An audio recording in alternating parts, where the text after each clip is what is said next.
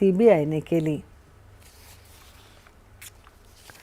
नीट UG परीक्षेच्या स्वरूपात बदल करण्याबाबत केंद्र सरकारच्या प्रतिज्ञापत्रावर डॉक्टरांच्या संघटना आणि याचिकाकर्त्यांनी आपली उत्तरं सादर करावीत असे निर्देश सर्वोच्च न्यायालयाने आज दिले।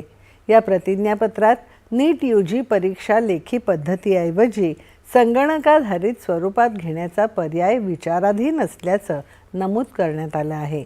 न्यायमूर्ती PS नरसिंह आणि न्यायमूर्ती आलोक आराधे यांच्या पीठाने या प्रकरणाची पुढील सुनावणी 19 ऑगस्ट रोजी निश्चित केली।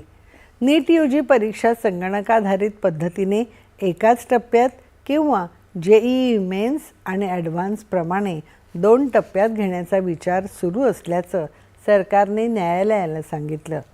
संगणकाधारित परीक्षा घेण्याचा निर्णय होणार असल्यास तो लवकरात लवकर जाहीर करावा, जेणेकरून विद्यार्थ्यांना नव्या पद्धतीनुसार तयारी करण्यासाठी पुरेसा वेळ मिळेल, अशी विनंती डॉक्टरांच्या संघटनेने केली आहे।